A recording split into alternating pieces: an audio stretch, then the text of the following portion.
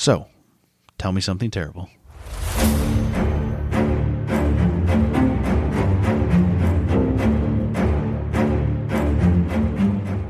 Hi, I'm Tiffany. We're just right. Jumping right in. Okay. Hi, I'm Scott. And this is Tell Me Something Terrible. It is a podcast where she tells me something terrible. And he interrupts. Yep. And this one's a special one because she went very deep, like rabbit hole dive. Yep.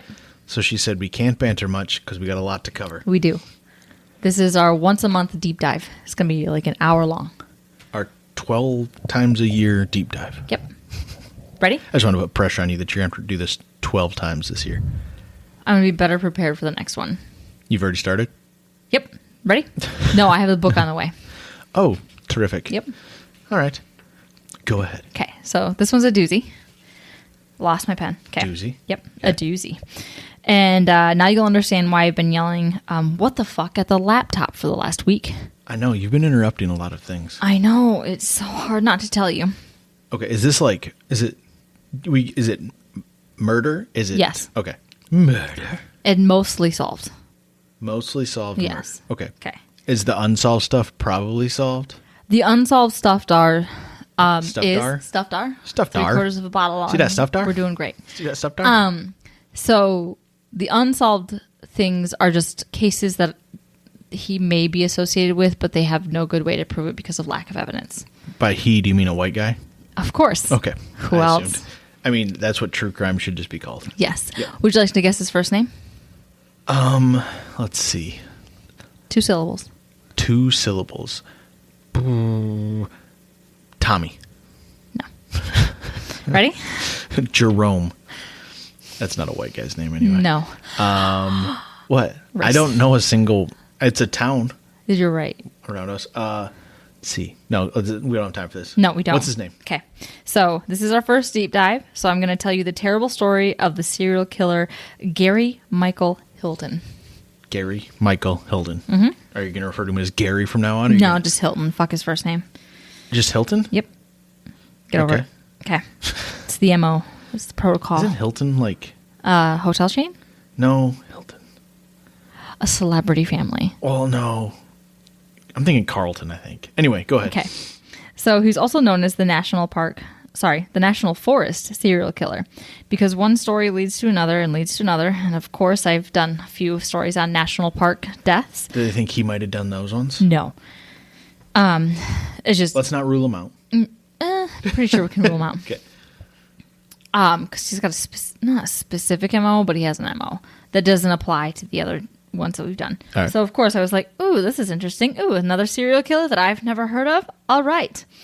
There are some podcasts that have covered them, obviously, like all the rest of them. So, Well, there is like 700,000 podcasts. Mm-hmm. That's not an exaggeration. No.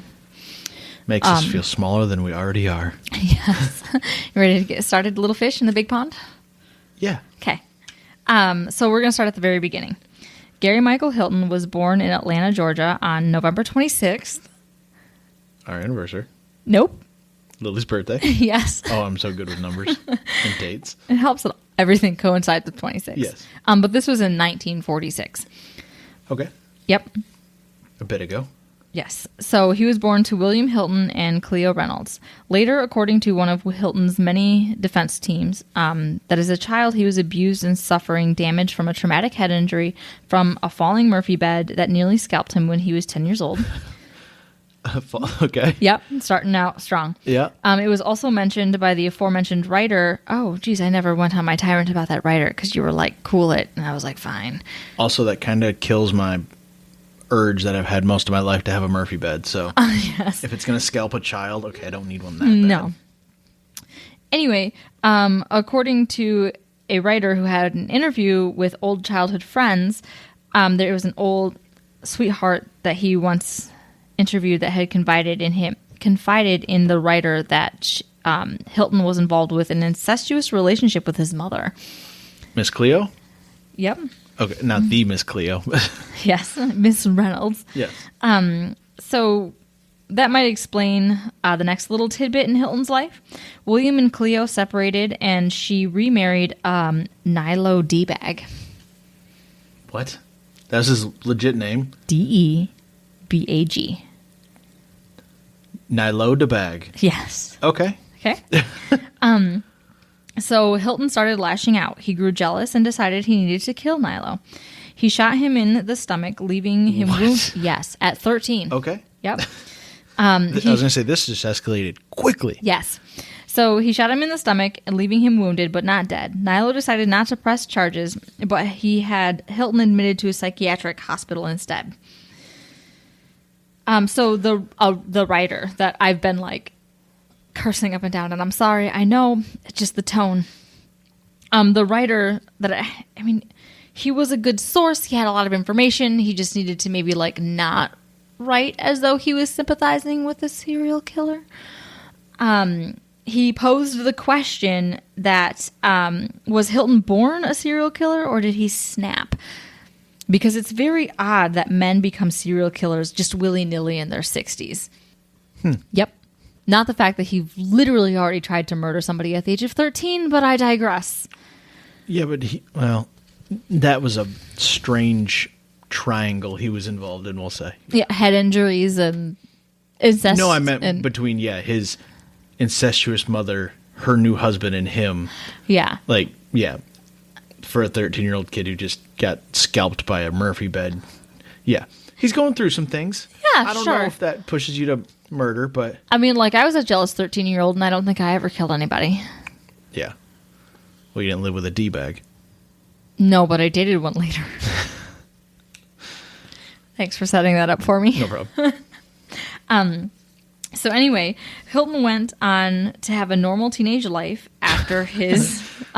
After he went to psychiatric hospital? Yes. Yeah. And then he enlisted in the Army. Oh, that's where you need to go. It gets better. Not just any old Army, like division.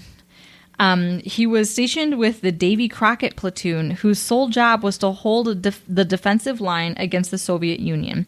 And in order to do so, they were armed with literal nuclear warheads attached to rifles. What? Yes, it was the world's smallest nuclear warheads attached to recoilless rifles. And if at any point the United States government felt like they were threatened, the president was to make the decision of whether or not to fire these weapons that can go up to like 1.5 miles into Russia. Okay. This was like, what, the 60s at that point then? I think this was the 50s, but yeah. I thought he was born in 47.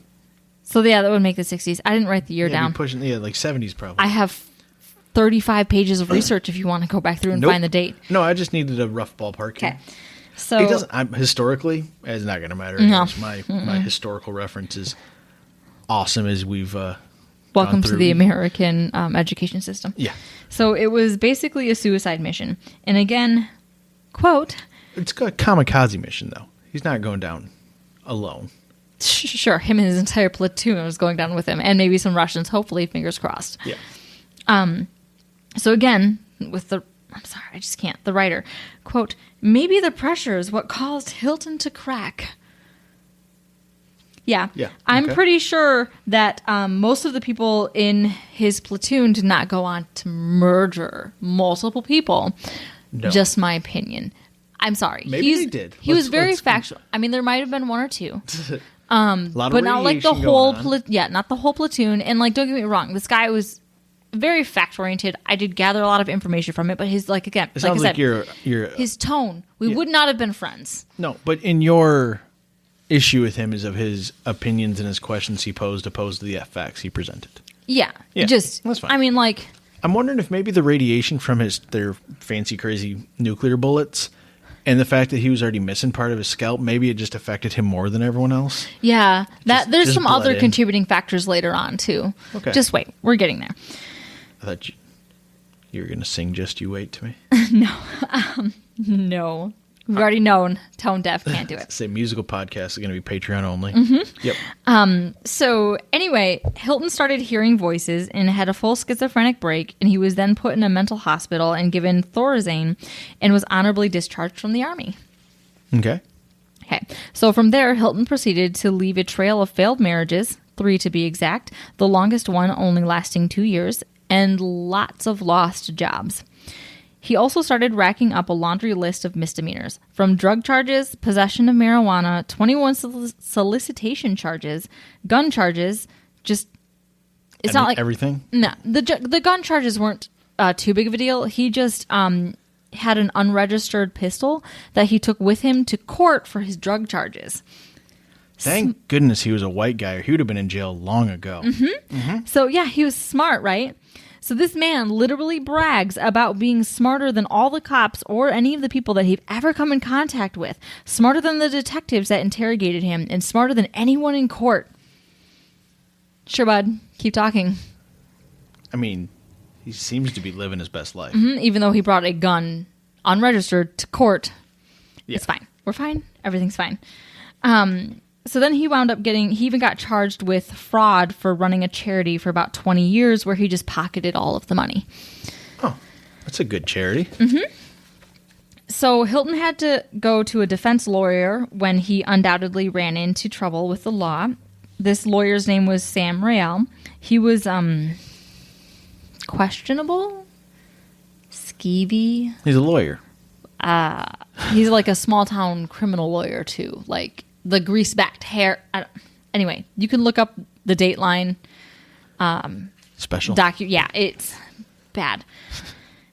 So He's got a very used car salesman vibe. Yes, about he's him. exactly the kind of lawyer that you would expect, like petty criminals to be defended by. Yeah. So apart from the lawyer-client relationship the two had, Hilton also worked as a consultant and location scout on these D-list filming projects put on by Sam Rael. Oh, so he's a man of many talents in his small town. Yeah. So one in particular was named Deadly Run. The premise of this movie was basically females being scouted, kidnapped, held for a few days, and then let loose in the woods to be hunted by a serial killer. Is this going to become a reality? Mm-hmm. Oh, that's fun. Yes. So Riel later said in an interview for Dateline, quote, Gary has a dark side sometimes. He wants to get involved with the movie and make it darker somehow.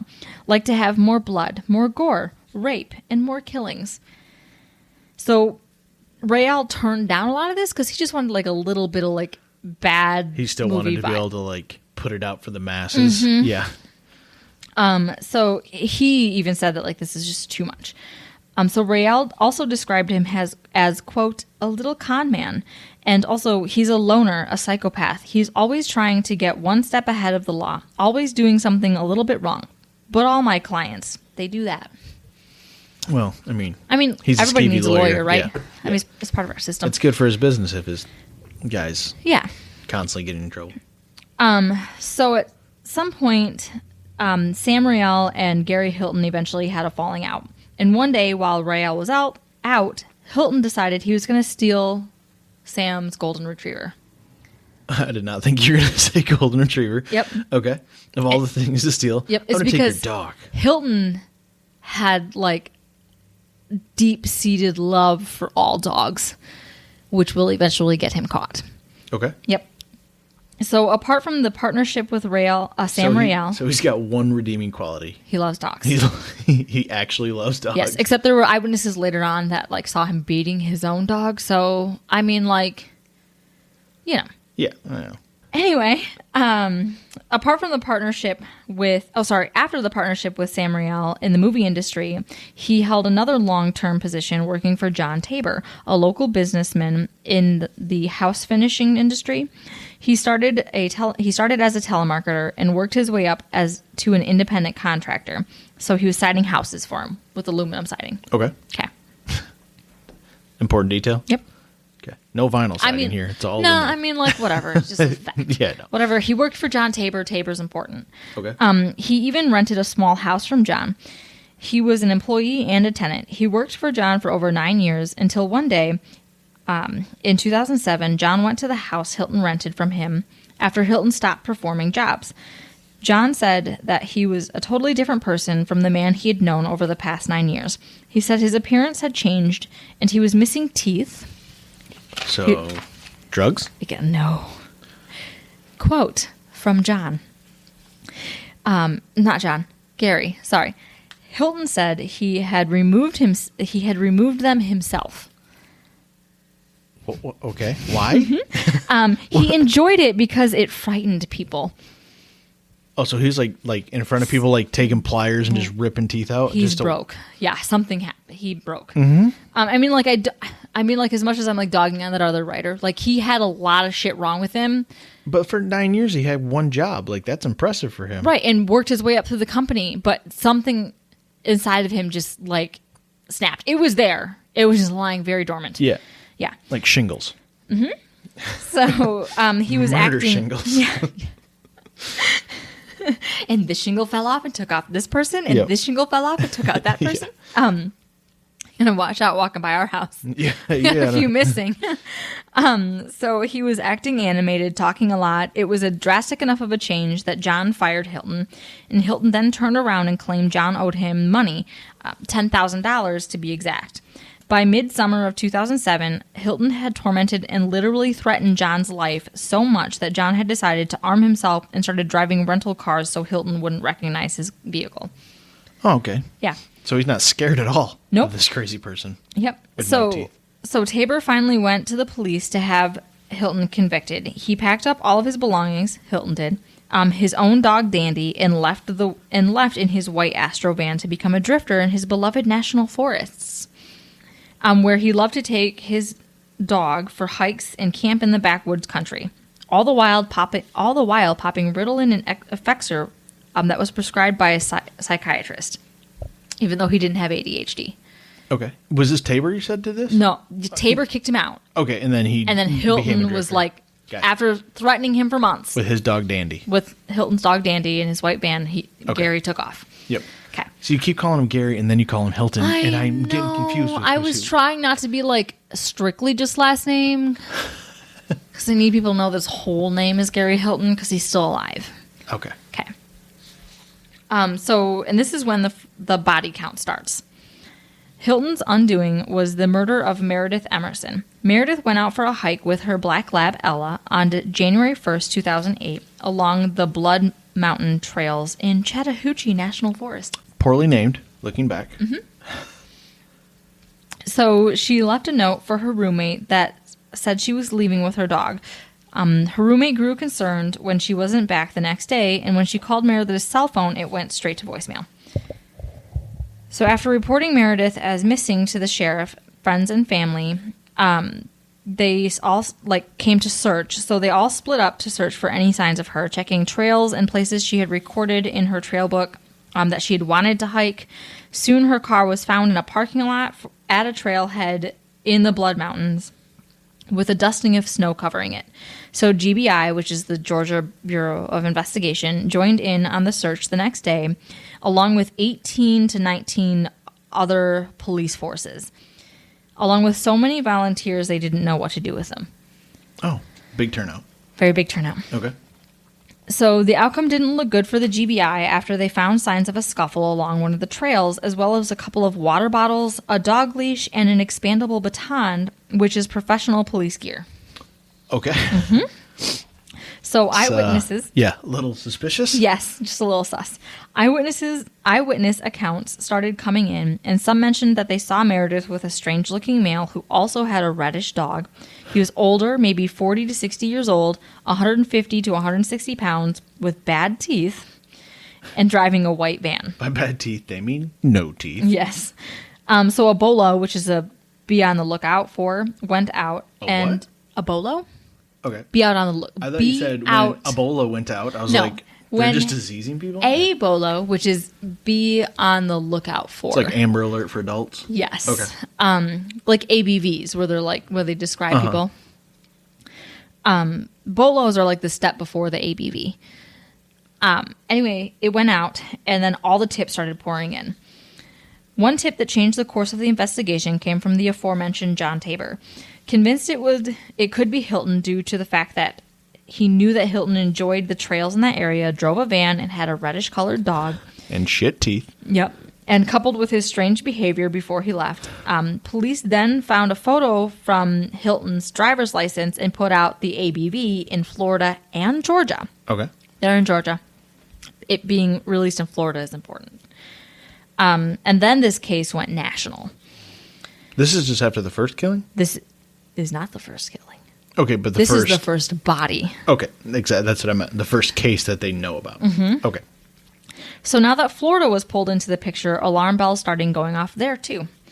There was an unsolved murder in Florida of a woman named Cheryl Dunlap. Cheryl was a nurse and a Sunday school teacher, and she went out shopping, running errands, to the bank and to the library, where she used a computer to email her son that was in the Army. Eyewitnesses then placed Cheryl at the trails in the National Forest near where her car was found, which was in Tallahassee. Okay. Sitting... Is that northern Florida? Yes, the Panhandle. Okay, so close to Georgia. Yes. Okay. My geography skills in Florida are limited to Orlando. Mine are semi-decent because we used to vacation there. Yeah, that's why I asked you. Yes. So she was seen sitting at a bench, reading in the nice weather, and taking a walk along the trails. When she didn't show up to church and then later missed the Sunday school class after, a neighbor named Tanya grew concerned. When Cheryl didn't show up to work on Monday, Tanya grew very concerned. Cheryl was always described as reliable. Tanya contacted Cheryl's daughter-in-law, and who then reported Cheryl as missing.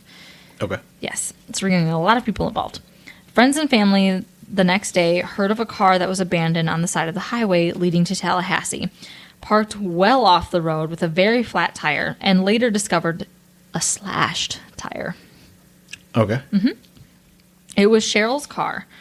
Thousands of volunteers showed up to search the 57,000-acre national forest outside of Tallahassee.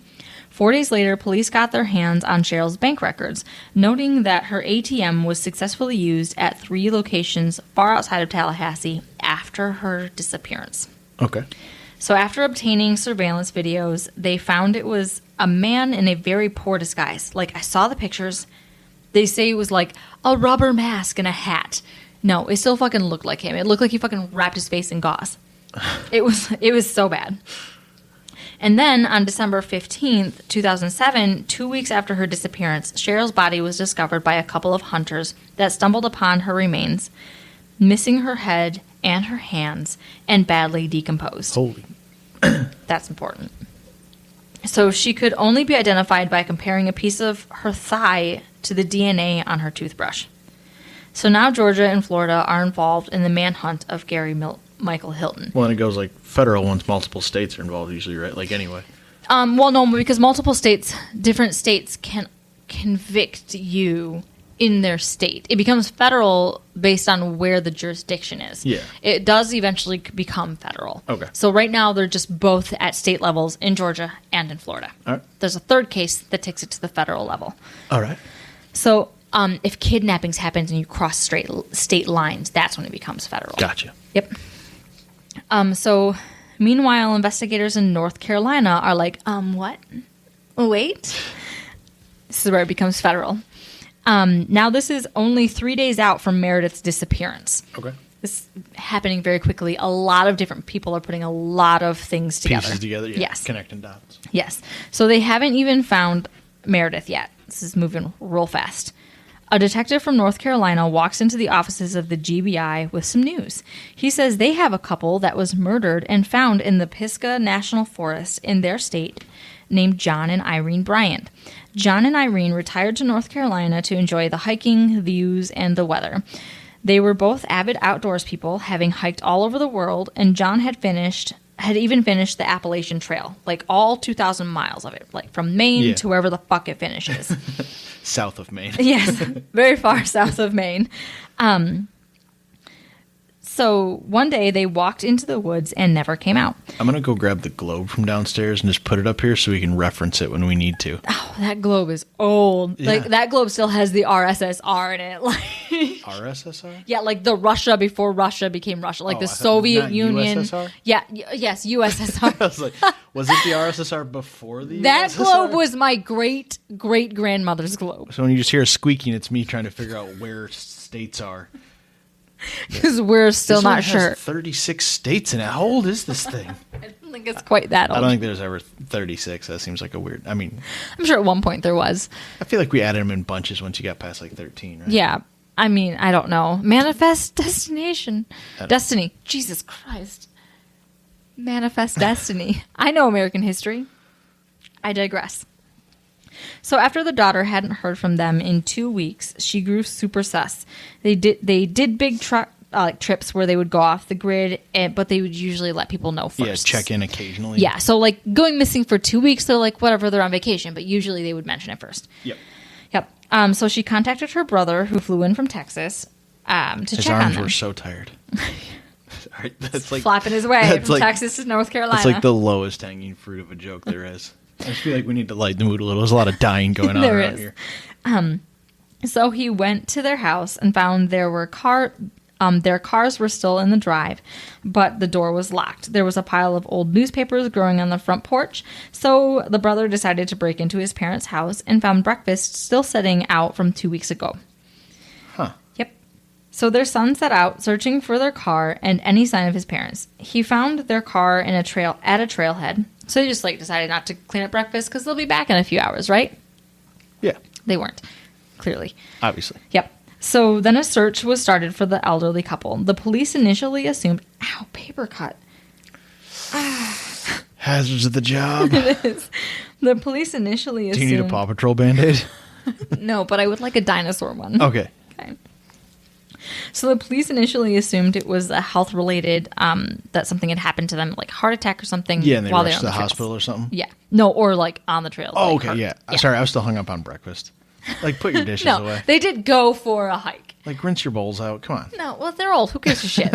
Are you going to care? Yeah, you're going to care. Say, I cared now. You think I'm going to care less then when I got nothing else to care about? Yep.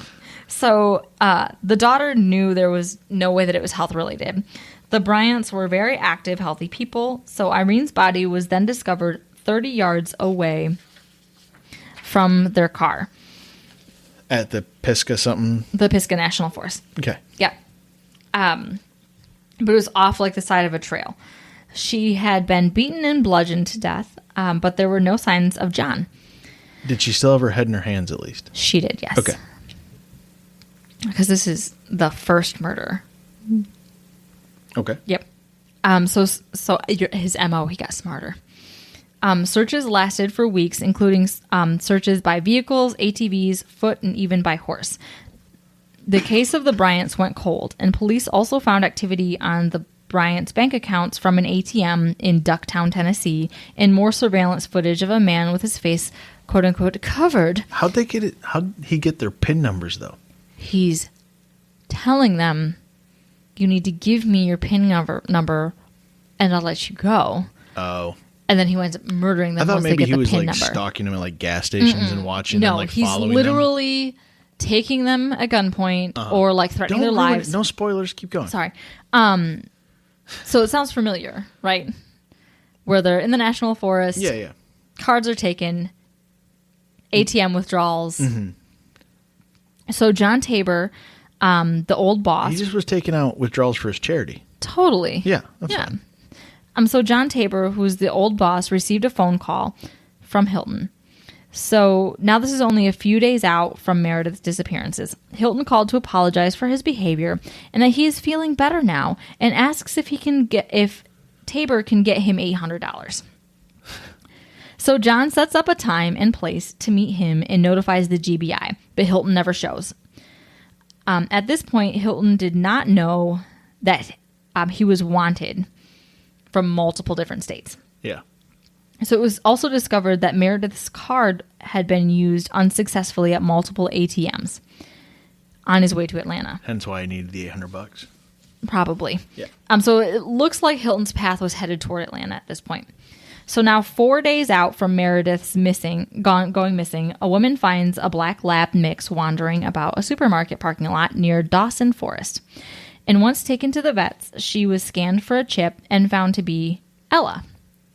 Okay. Meredith's dog. Yep. So Meredith, this was Meredith's missing dog. There was also record that Hilton had called a female friend from a convenience store not far from where Ella. Ella Hilton. Ella Hilton. Yep, Elton. So he had called a female friend not far from where Ella was found. Okay. At this point, Hilton was finally told by that friend, "Don't you know you have been you have everyone looking for you?" Oh, because she actually has the news, opposed to him in his white creeper van. Yes. Yeah. So he hung up pretty quick. Police began scouring that area. I imagine he's just pale in the face at that point. He's pale anyway. They probably can't get much paler. His last tooth falls out. From shock. Yeah. Just like, I give up! Ah! So they found Meredith's ID bag and 3 bloody fleeces belonging to Meredith in a garbage can in the area that they found Ella. Okay. Okay. They were probably Aeropostale. 07. Yeah, probably. You're not wrong. They could be Under Armour. She's a hiker. She's a hiker. It was 07. No, anyway, keep going. You got a lot to get through here. So at 8 p.m. that night, the call lines They were Old Navy. I looked. No, I'm just kidding. Good luck finding it, because I never found that information. So at 8 p.m. that night, the call lines for the tip lines started to go crazy again. A shit ton of witnesses spotted a gangly-looking man and with a reddish dog cleaning out his white Astro van at a gas station. Just sopping blood like rags, just throwing them in the garbage can. So for 12 minutes, the tips came flooding in. One caller said, quote, "The guy you're looking for is cleaning out his van." But nearly every article that I read, they left out the best part. Because when I was watching the Dateline documentary, they have snippets from this call. And this guy, he legit goes, quote, "He could take him down if you want." Oh. Yeah. Yes. And so the operator on the other end was like, "No, That's thanks, not though." necessary. Yeah, and during the call, the cops showed up. Like, he's like, "Okay, there's two troop cars coming to like take him out." But he I'm about was to like, tackle this tiny old man. "Yes," he was like, "I got you." Yeah. I played football in high school. Let me at him. Let me at him. Just give me the green light, lady. He's enjoyed. That's as southerny as I get. I watched Varsity Blues a couple times. That's all you get out of me. Only a couple? Well, I mean more than a couple, but yeah. So he was finally arrested, and 5 days after Meredith's disappearance was charged with kidnapping with intent to do bodily harm, because they still had not found Meredith. Oh, okay. Yeah. I was gonna say I'm pretty sure there's and They don't know yet. They also barely heard about like him possibly being a suspect in other cold cases. yeah. It's just like the other 2 states had no clue, and then they started seeing this guy, and they were like, "Oh my gosh, he matches a lot of eyewitness tips that we got before, so maybe you should look into him." It's just all culminating. Yep. So Hilton immediately refused to talk, and he said he wouldn't say anything until he had a lawyer, and that lawyer was present. He also wouldn't tell them where Meredith's body was unless they agreed to take the death penalty off the table. Okay. So the GBI agreed. They took the death penalty off the table if Hilton showed them where Meredith was. And then they also got Hilton his lawyer. And afterward, the tight-lipped Hilton just wouldn't shut the fuck up. Okay. Yep. You just got to give it 10 minutes and he'll snap back in and out. Oh my God. The footage. I can't. So he proceeded to tell the interrogators everything. How he did it, why he did it, about his past, his time in the military. Mm-hmm. He would go on tangents about everything, like every possible subject. He started talking about volcanoes and like the super volcano that's underneath you. Oh my gosh. That's in like, in Yellowstone. It's nuts. About nuclear rifles. Oh my God. Seriously, he did. Yeah. He wouldn't shut the fuck up. He also wouldn't shut the fuck up about how smart he was. Smarter than anyone. Any person he came in contact with. The lawyers, all the cops, even you guys. He literally told the interrogators in the room, "I'm smarter than you are." Well, he's only been talking to a dog for like a year or however long he's gone AWOL. So he has been the smartest person in the room for literally a while. Talking to the dog. Yeah. Just wait. So and this is where Son of Sam's right. So the confident and casual Hilton confessed to the killing of Meredith, saying, quote, "She was doomed from the beginning. You're either going to kill her or get caught. There's no other solution. And if that sounds cold and cruel, yeah, it was." Oh, he's not like cocky about it. No. While he was saying that, he was leaning back in his chair and he had a styrofoam cup of coffee in his hand. And a raging erection. Probably. So, he was tightly bound and heavily guarded as he took them to the dump location. Meredith... he wouldn't tell them he wanted to go with them. Mm-hmm. Of course he did. Yep. So there Meredith was buried 40 yards off a trail in a shallow grave with her hands and head missing. He really hates hands and heads. Yeah, Hilton later said in an interrogation that he said, quote, "The only reason the head was removed was forensically." What? So she's harder to identify. If you can't get dental records, you can't get DNA from hair, you can't get DNA from fingertips. It's a lot harder to run her DNA through any sort of system. You have to find all of her shit that might match her DNA. Yeah. Where if you have fingerprints or dental records, you can be like, well, I okay. mean, he is the smartest guy around. So. Yeah. So he did this so it would be harder to identify her. Yep. So agent said he was very straightforward and to the point in his interrogations. I should make you watch the documentary. It's bad. So according to Hilton, the day of the abduction goes like this. He ambushed Meredith and Ella as she came down a trail. There was a struggle, and Meredith, quote, very nearly got the better of him. She was trained in martial arts and had a blue belt in Aikido? Something real fancy. Huh? Yeah, no. She could kick a lot of people's asses. Not Taekwondo. No. Yes. She did Taekwondo. She did Aikido. She did all different sorts of martial arts. Banks, she Taibo. She like hiked. She was in shape. All of her friends were like, she could take a motherfucker. And posthumously, she was awarded a black belt. Oh, okay. Yeah. Twice she had disarmed him. And so in the footage of the interrogation that was on the Dateline doc, this piece of human garbage leaned back into his chair with his ankle crossed over his other knee, talking with his hands like he was just bullshitting with some friends instead of telling about this murdering of an innocent woman. And so he goes, she fought like hell. What an ass. Yeah. I just really want to drive home how much of a piece of shit garbage he is. And you imagine her dog had to like defend, like if it's a He never decent-sized mentioned dog. the dog. Yeah, but she's a lab mix. Yeah. But he had his dog probably. Did he take his dog with him? I don't know if he takes his dog with him on the trails, but she's with him in the van. Yeah. He did take the dog because he had let her go at a supermarket later on, knowing that if he did that, he would get caught. Yeah. Because he just loves dogs. Mm-hmm. So anyway, the pair wound up tumbling off the trail in the tussle, and he proceeded to tie her to a tree and head back up to the trail to gather and hide evidence. But he clearly fails to do so properly because this is where the GBI finds the signs of the scuffle, the 2 water bottles, leash, and the police baton. Oh, that's probably why he bested her when it was all said and done. He had a weapon and all. Yeah. Yeah. And she disarmed him of that, and it got lost and dropped in the scuffle, which is why the police found it in the first place. Yeah. Yeah. She was fighting the whole time. Yeah. So Meredith continued her urge to fight and survive. Hilton says is what got him caught. So she was a fighter, and that's why he slipped up. And he's not wrong. The lead investigator on the case says that Meredith and all of her fighting back is what got them the clues and created the trail they needed to follow to catch her killer and the killer of so many other people. Hilton then said that he chained Meredith to his van for 4 days as they drove around all over, going from ATM to ATM as Meredith kept lying to him about her PIN number to her debit card. He then let Ella out of the van at that supermarket, knowing full well that he was going to get linked to the dog. But he just couldn't. He didn't have it in to kill the dogs, but he could kill people. It was easy to kill people. Yeah. So when asked if he had killed anyone prior to Meredith, he responded, "I know what you are getting at, the unsolved murders." So he knows. So yeah. Yeah. Well, and he obviously has firsthand account, so he definitely knows. Yes. So the police just let him ramble on and on, hoping something would slip up during the process. So they just had to sit there as he bragged about his time in the military, how smart he was, and because unlike them, he had all the time in the world to think.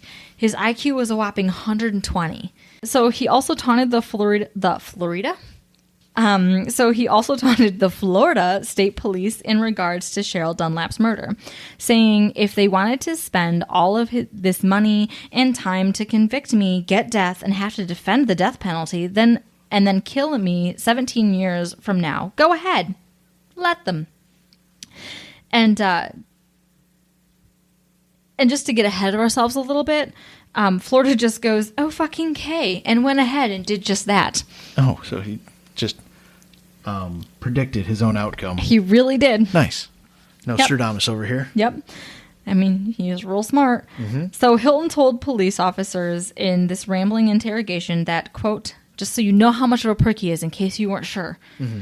I'm a philosopher. I'm a soldier. See? Nostradamus told you. Yep. I'm a soldier. I'm a scientist. I'm an artist. And when asked to elaborate, he replied, my art is my life, and my art is weird. It's weird? Uh-huh. Okay. He doesn't sound like a total incel piece of shit, does he? He's very self-aware. Oh, you got to give him that. Self-aware is not the word I would use for him. There's a reason why I've just been full of rage for a week now. Yeah. I just really want you to, like, understand why I hate this man so much. He'd do so well on 4chan. Hold on. I'm going to look up a picture of him. Keep going. Okay. Oh, you're going to be you're going to love it. It's exactly who you think he would look like. No glasses, though, somehow. Gary. So less than a month after Meredith's murder, Hilton went on trial. The state of Georgia presented a parade of eyewitnesses and evidence. His defense team's strategy was that he was a good man, an Army vet with an associate's degree and a pilot's license and 3 marriages. He just snapped. Hilton was charged with murder in the first degree and sentenced to life in prison. I'm looking at him now. Do you see why when he doesn't have a beard, he's so much creepier. With a beard, he looks like borderline. Like, he's creepy, but he's like borderline. When he's like shaved, like, he is terrifying. He does a very good job of not, like, I can't find a picture where you can see his teeth, so good for him. He's learned to keep that under wraps. That is good. His mouth is completely shut in every picture. Yeah. So for 4 years pass while he's incarcerated in Georgia as the state of Florida builds their case against Gary Hilton. Mm-hmm. The only hang-up on the prosecution had in the case was that they were not allowed to mention that Gary was, 1, charged with the murder of Meredith, 2, that he was suspected of the murder of Irene and John Bryant, or 3, mentioning his work as a consultant for the movie Deadly Run. What about him shooting his stepdad in the stomach? Could they bring that up? They did. Okay. Yes. So those are no big deal, right? Yeah. It doesn't speak to his character at all. No. So the prosecution then had to overcome the hurdle of having no way to determine the cause of death for Cheryl Dunlap because her body was so badly decomposed when they found her. Yeah. What they did have was Gary Hilton's van. It was brought down from Georgia to be picked through piece by piece by Florida's lone forensic scientist, who was female, by the way. He didn't get it all cleaned out at that gas station? No, this guy looked like it was a hoarder's delight. It was just disgusting. Trash bags. The dog was the cleanest thing in there. Probably. Yeah. So after a thorough examination of the van, which took 2 years, by the way. 2 years to examine his van? Yes.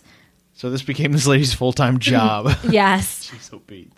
So they examined the van, the crime scene, and a deep woods campsite found during the search for Cheryl. Uh-huh.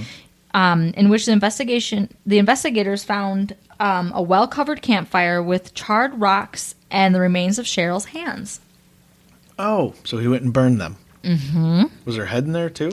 They only found her hands. They did find a fire. He probably buried that, I would imagine. No, because I think they found a fire later on that had Meredith's head and hands in it.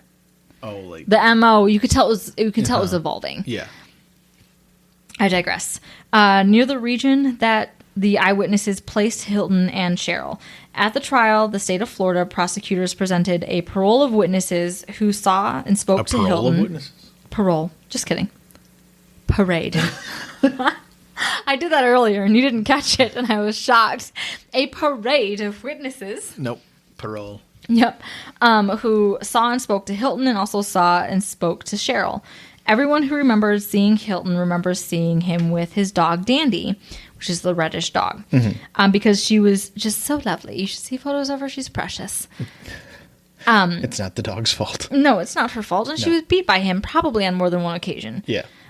They then presented 750 pieces of forensic evidence, including 3 articles with Cheryl's DNA on it, 2 sleeping bags, and on Hilton's shoestrings of his boots. Oh, from where he probably, kicked her. Or they think that she was alive for at least 2 days before he murdered her. Uh-huh. So probably where he had her sleep as well. Oh, and sleeping bag, yeah. Mm-hmm. So there was a 1 in 3 trillion chance of it being any other female that was Caucasian. 1 in 3 trillion? Yes. Oh, I like those odds. I don't even think there's like 3 trillion white women in the whole planet. That's like Mega Millions odds. Yeah, worse than Mega Millions odds. So anyway, the prosecution had also presented deleted files from an SD card that was on one of Hilton's cameras, talking to Dandy in a sing-songy voice, rambling about killing them bitches and how he needs to go hide something in a park. Yes. It's not creepy and terrifying. I told you, the dog, you're right, the dog is the only thing he's talked to. Yeah. And he's singing them murderous lullabies. Yeah, that, and he's recorded. You should see the home video footage of him, like, when cops stop him or, like, tell him, like, you need to move along because, like, your plates are expired and you're just hanging out in this camp. He's fucking insane. Mm-hmm. Insane. He tries to manipulate it, and, like, the cops are just standing there going, shut the fuck up, buddy, like, with their eyes. Yeah. But he's, like, it's so bad. So the jury sat in horrified silence, listening to the audio, and after 6 days of presenting evidence and testimony, it was then the defense's turn. Mm-hmm. So, did he defend himself? Please tell me he did not. Oh, he seemed like the type. Yes. So in this trial, they also again attempted to present Hilton as a broken man. They painted a story of a traumatic childhood full of neglect and abuse, head injuries, his father dying young. Their only defense also was trying to recall the weapons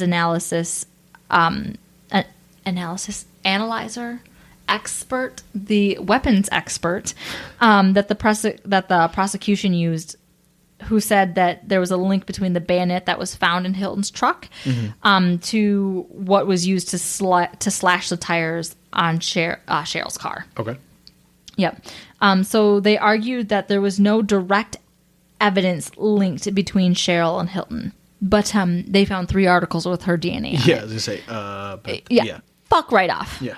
Could have been any knife. Yep. And so any one of 3 trillion women's yes, DNA. Exactly. It gets better. They literally presented their defense argument for 1 single day. Okay. Yep. After they just presented a parade of people and 750 items. Over a 6-day. Yeah. Yes. Yeah. Yes.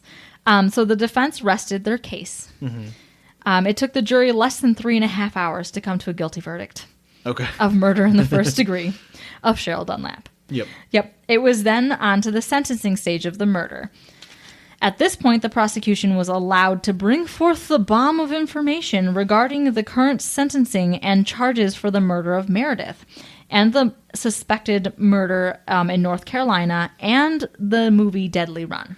Yes. So the defense then argued that Hilton was such a broken man that he was delusional enough to think that he participated in the production of the movie Deadly Run. Yeah.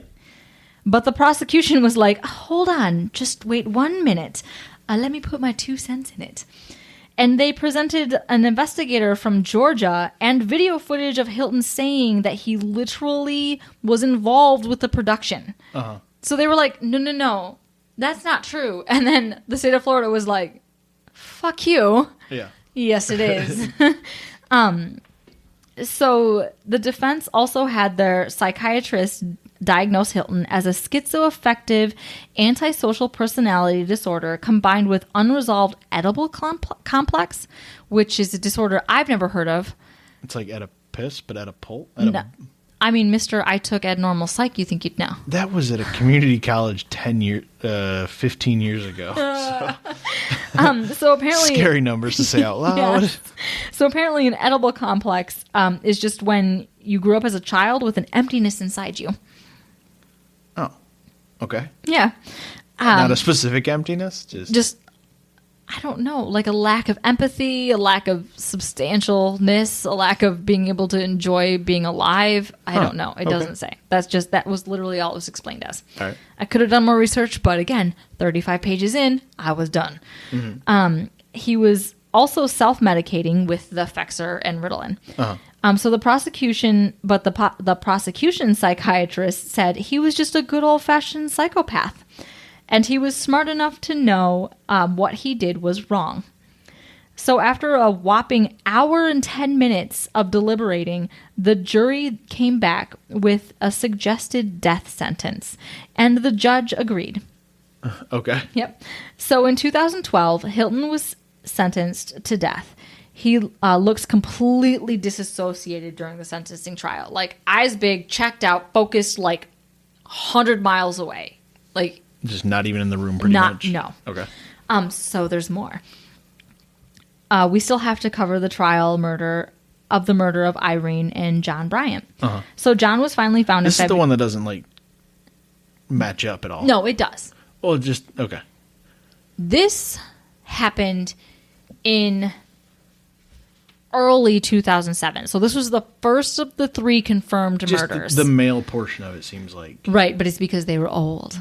Oh, okay. So they're like he didn't parents. do it for anything sexual. He was literally just, or like any other weird thing. It was just like, hey, these people I can get money from. Okay. Okay. They were just easy targets. Yes, because like, she was taken just slightly off of the trail. She was buried in a shallow grave. Mm-hmm. She was bludgeoned to death.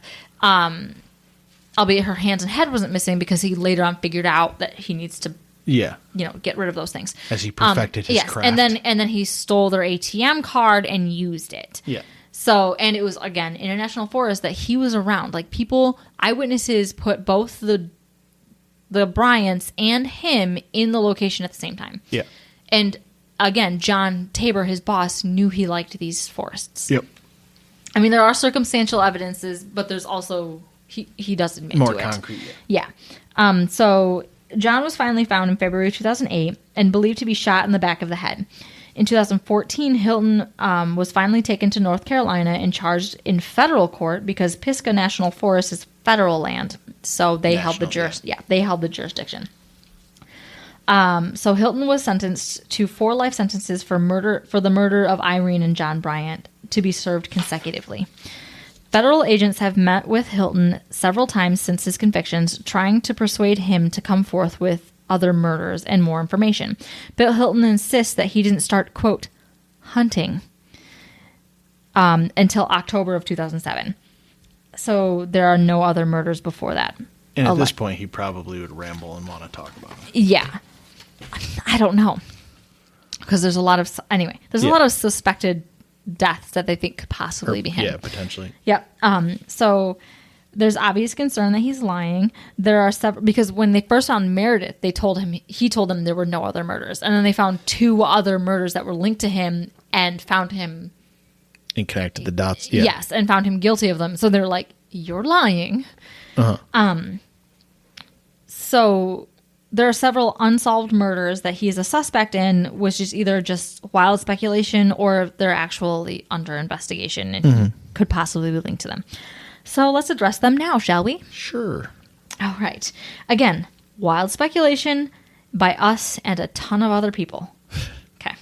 On December 6, 2007, the body of Michael Scott Lewis was found at Tomoko State Park near Ormond Beach, Florida, after going missing in mid-November, which is northern Florida. Okay. He was found decapitated and had dismembered body parts. It was thought that he was killed only 2 to 7 days before being found. So he disappeared in mid-November, and 2 weeks later they finally found him. Okay. I thought he was alive during that time and murdered slightly before he was found. Yes. Also on December 6, 2007, an unidentified woman was missing. Her hands was found missing with missing hands and head, and she was found in 5 black garbage bags that appeared to be attempted to be burned in LaGrange, Georgia. Okay. That one sounds sus. Very suspicious, yes. Yeah. Same with that previous. But this murder. is like when all those details come out. You got to worry about copycat stuff too. But yeah, no, that was no, because this was before. This was about This was about when the Bryants went missing. Okay. In late to like they, Meredith went missing on January 1st of 2008, and that was the first case that was unraveling. Yeah. So this was prior to, and no one knew of the serial killer before. Yep. These 2 could not be copycats. Okay. So then, in 1994, a woman named Melissa Witt disappeared from Fort Smith in Arkansas on December 1st. So this was more than a month later. Her body was found by hunters naked and placed next to a headstone-like rock. She was found in a rural area of Franklin County, and officers say that even though her disappearance spans decades before the first murder, there are enough similarities to look into as a possible connection. Okay. Was he? He must have been around Arkansas at least at that point. Yeah, he's kind of been all over that whole area. Yeah. So in April of 1997, Judy Smith disappeared. Judy is considered to be a victim due to her remains being found close to where he killed Irene a decade later in Pisgah National Forest. After not meeting her husband after a flight, she was reported missing, although the police told her husband he had to wait 24 hours after her disappearance. Mm-hmm.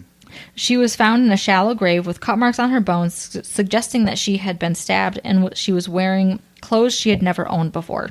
Hilton was suggested, but not publicly linked to her murder. In October of 1997, an 11-year-old boy named Levi Frady was abducted in Georgia and found the next day partially submerged in a rain-filled pit in the Dawson Forest, where they found Meredith. Uh-huh. He had been shot 3 times, and Levi's case is still open, and Hilton was also hinted at being a suspect, but again, not publicly announced. In April of 1998, Jason Knapp, age 20, disappeared. He was a university student and was last seen alive April 11th by his roommate. His car was found on April 21st at Table Rock State Park in Pickens, South Carolina. His bank cards and ATMs were never found. ATM cards were never found. Okay, mm-hmm. So... little check marks here and there. Mm-hmm. And then on April 15th, 2004, Patrice Andres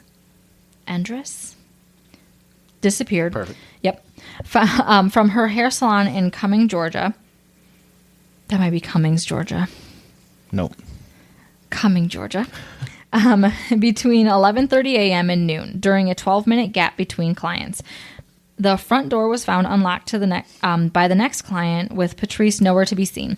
The cash register was empty, but her purse was untouched. Her remains were found in December 2005 behind a church 10 miles away, with a witness who said that she had seen a man in a white van, but another serial killer took responsibility for her death. Later, both aforementioned serial killer and Gary Hilton were ruled out as suspects. Huh. So it's still an open case. Okay. Yep. In December of 2005, this one's very compelling. Rosanna Milani disappeared from hiking in Bryson City. A witness told the police that Rosanna, looking nervous, came into a store that this witness was working at with a man that appeared to be in his 60s. They bought clothes, and the man told the witness that he was a traveling preacher. They found out later that Hilton stole Rosanna's ATM card, or allegedly Hilton, had stole Rosanna's ATM cards and was trying to use it. Hilton was then accused of beating Rosanna to death. So I couldn't find anything else regarding any trials to that case. Some of the things that I was reading made it sound like he'd gone to trial, but at this point I was like, done. Well, he's already had like 1 million life sentences he's serving consecutively. So. Yeah, and a death sentence. From Florida. Uh-huh. Mm-hmm. That gets revoked. Because why wouldn't it? So on December 6, 2007... Oh, I already did that one. Just kidding. Also did this one. Just kidding. And then on December 29th, 2007, Cale Bywater disappeared in Athens, Georgia. So this was just a couple days before Meredith disappeared. Neighbors have reported seeing her dog running free outside her home, and on January 11th, Cale was found in Athens Lake, with drowning being listed as her cause of death on her autopsy. But investigators disagree on how she wound up in the lake. A photograph from an eyewitness does show Cale with an undisclosed individual in Memorial Park, walking her dog in a confused state. Her family insists that someone took advantage of this and kidnapped her. It is unknown if Hilton was ever considered a suspect in this case. There's a light side to all of this darkness. Meredith's friends started a charity in her memory called Right to Hike Georgia. On the charity's opening day, people showed up in droves with their dogs to hike the trails of Blood Mountains. Nice. Yeah, and so Right to Hike has contributed to awareness in hikers' safety, donated to humane societies, and even supplied the funds to place cell towers at every trailhead in Georgia. Okay, so you're not, like, without signal. Right, because her phone went straight to voicemail when her friends called to try to find her. Mm-hmm. So this way, hikers will always have cell service in the backwoods when they need it. Yep. Ella was given to Meredith's parents to keep after, and Dandy was adopted to a new and loving home. Okay, I was going to ask, and what happened to Dandy? Yeah, so she found a new home where someone isn't murdering people and confessing murders to her, or being beaten. And she's driving around in a van with strangers tied up in the back. And, and probably dead body parts and bloody things. Yeah. So how do you feel? A little overwhelmed. Heavy. There's a lot of information. It is a lot. Yeah. And I mean, most of it's concrete, and then a lot of it's... Suspected. I wanted to include those just in case. Just in case. Yeah. Yeah. I mean, and it's... The mountain of evidence towards... It's, like, ridiculous that it even... You know... I guess... It took Meredith fighting for her life to leave the amount of evidence behind that needed to have been left behind for them to link things together. Yeah. Otherwise... If he would have been a cat guy, they might have never found him. I'm just saying. The fact that he's a dog lover, it's... I mean, cats are known to eat people after they die, so... Imagine if he's a pig guy. Oh. Like a oh, pot do you want to around. do the pig guy? No. Oh, come on. He's lots of fun. I don't even... Oh, no, yeah, I do know the pig guy. Yeah. Uh-huh. You know exactly who I'm talking Yeah, about. In Canada? He's been covered. Multiple times. That's why I probably won't, we won't ever cover him. By a lot of podcasts. Yeah, he's...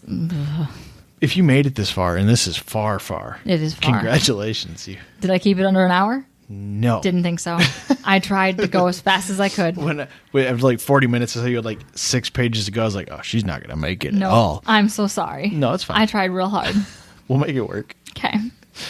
But thanks for listening. Yes, This thank is you. episode 10, and it was a big one. Maybe we'll do every like 10th episode, like episode 20. Can Maybe be like deep every dive. 6 weeks. Oh, yeah, that might be a good idea. Yeah. Okay. If we get to episode 20, we'll get there. Oh, before we kill each other. It'll be like first? summertime. We'll be doing this podcast with the windows open. Probably In not. just our underwear, because Yeah. it's Michigan and gets 100 degrees in the summer somehow. And our ancient house doesn't have air conditioning. No, it does not. That's for rich people. Yep. All right, let's do sources real quick. Ready? Yeah. So murderpedia.com, which is full of like direct files from court cases, CNN articles, CBS articles, and local news articles. An article named Trail of Death, The Hunt for Gary Hilton, which is a short snippet by Fred Rosen, who is a man who wrote the book about Gary Hilton. And then Wikipedia, and then some Reddit articles, and that 2-hour documentary by Dateline called The Mystery on Blood Mountain. Nice. So if you really want to hate him, I suggest watching that doc, because you're just going to be rageful afterwards. All right. Drink a bottle of wine and watch it up. Watch it up. Drink it up and watch it up. It's in 11 parts, and it's really hard to find. Well, it's not hard. It's tedious to find on Google, so good luck and Godspeed. All right. Until next time, Until next time. find us on social media. Okay. Tweet me. Yep. Become our 16th follower. Oh, yay. Bye. Bye. Thanks for listening to our terrible podcast. You can find us on Apple Podcasts, Spotify, and Google Podcasts, or wherever you like to listen. Feel free to follow us on Twitter at TMSTPod. And if you'd like to support the show, you can find us on Patreon at Tell Me Something Terrible.